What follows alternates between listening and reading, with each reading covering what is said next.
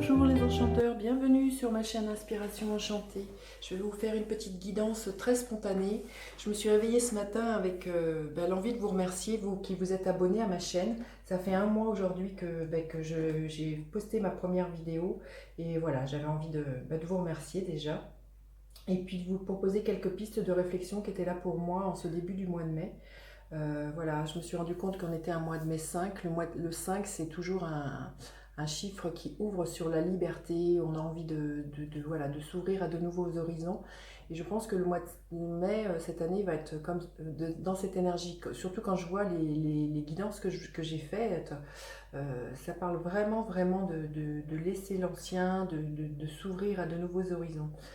Bon, c'était aussi de vous dire que ces guidances, voilà, je, je les ai intitulées mois de mai 2020, mais bon, c'est des énergies qui peuvent être là en présence depuis bien avant le mois de mai et qui vont pas s'arrêter le 31 mai non plus, elles vont perdurer. Donc il se peut que je vous dis se déroule beaucoup plus tard dans le temps, hein.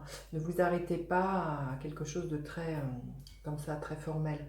Euh, Qu'est-ce que j'avais envie de vous dire aussi, oui, quand on additionne le mois de mai 5 à la nuit en cours qui est 4, on arrive au chiffre 9 et en numérologie, le 9, c'est toujours la fin de quelque chose. Donc je pense que ce mois va être un mois très charnière.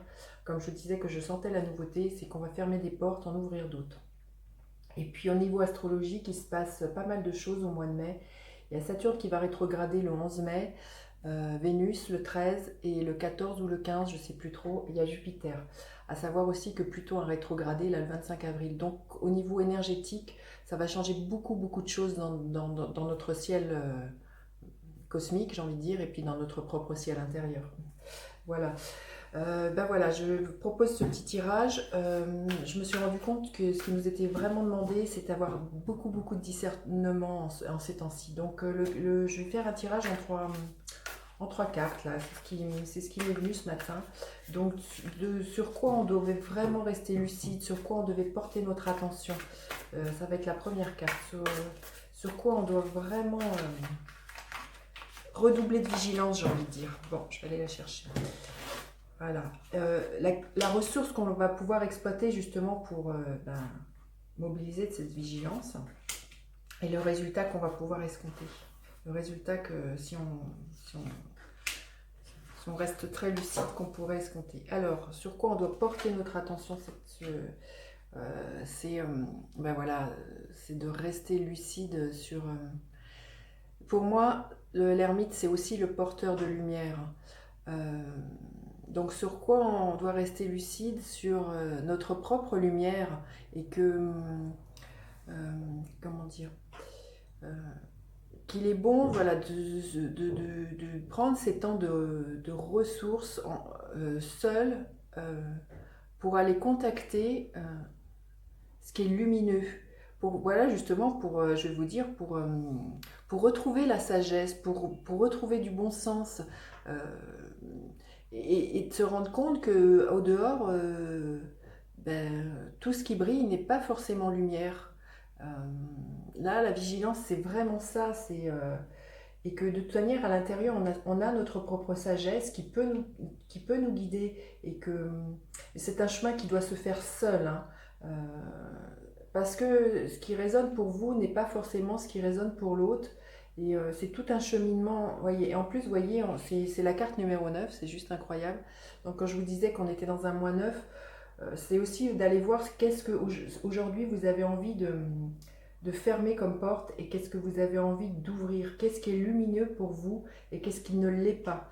Euh, donc c'est de vraiment porter votre attention sur ce qui vibre haut et qui fait chanter votre cœur. Si vous sentez des énergies de peur, euh, j'ai envie de vous dire, n'y allez pas. Fermez la porte, hein. Donc, quelle est la ressource qu'on va pouvoir mobiliser? Ben, ça, vous voyez, c'est le roi d'épée. Donc, c'est un cran au-dessus de la reine d'épée qui nous dit de discerner. Donc là, le roi, il nous dit vraiment d'être dans cette maîtrise de discerner. C'est d'ordonner à un moment donné, quand on sent que c'est pas juste pour nous, euh, de couper. De couper et de voler de ses propres ailes dans sa propre vérité. Euh, le roi d'épée peut faire appel à quelqu'un il peut représenter, comment dire, un juge, un avocat. J'ai envie de vous dire, soyez votre propre juge, vos propres avocats. Sachez trancher, ayez une parole éclairée. Et ce qui me vient, c'est vraiment de rester dans votre propre, dans vos propres souverainetés, hein, en disant non, là, je ne prends pas ce que vous me dites. Là, ça ne résonne pas pour moi. Il y a vraiment à être ce roi d'épée, c'est d'ordonner et clairement sa vérité. Alors, les résultats que l'on va pouvoir escompter, c'est énorme parce que c'est 3 arcanes, non, 2, excusez-moi, 2 arcanes majeures, mais c'est... Et le résultat escompté, c'est que vous voyez, c'est la justice, c'est qu'on va trouver un équilibre et que c'est se faire justice soi-même, mais en étant dans le sens être équitable vis-à-vis de soi-même. C'est ça la justice, on va trouver un équilibre, et du coup en trouvant l'équilibre, il y a une certaine paix, une certaine harmonie qui est là. Hein. Et puis la justice, elle nous parle de karma. C'est ça que je ressens, c'est qu'on est à la fin d'un karma qui se purge. Voilà, le 9 là qui me vient, et le 8, et le 8 c'est très en lien avec quelque chose de karmique. Ouais, je pense qu'il y a vraiment une grosse purge ce mois-ci au niveau karmique de ce qui est là pour nous. C'est waouh. Je vais regarder une autre carte supplémentaire, parce que j'aime beaucoup avoir un conseil supplémentaire. Alors attendez, puisque mes cartes là sont un peu... un conseil supplémentaire, juste...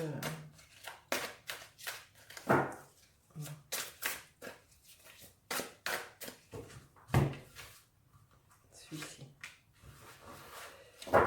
Ok. Allez loin. Bon, bah c'est le conseil, voilà, c'est que en faisant ça, voilà, on va pouvoir, vous voyez, ce guépard, il rebondit, il va extrêmement loin. Je pense qu'on n'est pas, on ne sait pas encore où tout cela va nous mener, mais vous voyez, ça va nous permettre d'aller beaucoup plus loin que nos rêves n'auraient pu imaginer. Je sens vraiment extrêmement, enfin, je sens ça. Vous voyez, il y a un nouveau départ là. Enfin, il y a quelque chose qui, à la fois qui se termine et qui commence. Hein. Waouh. Bon, bah écoutez, voilà, j'en ai fini avec cette guidance. C'était quelques pistes. Je ne sais pas ce que vous en ferez, ce que ça peut cheminer comme en vous. Mais voilà, ça me tenait vraiment à cœur. Et puis encore merci de vous abonner, de liker et puis de partager. Je vous dis à bientôt pour d'autres guidances. Bye bye les enchanteurs.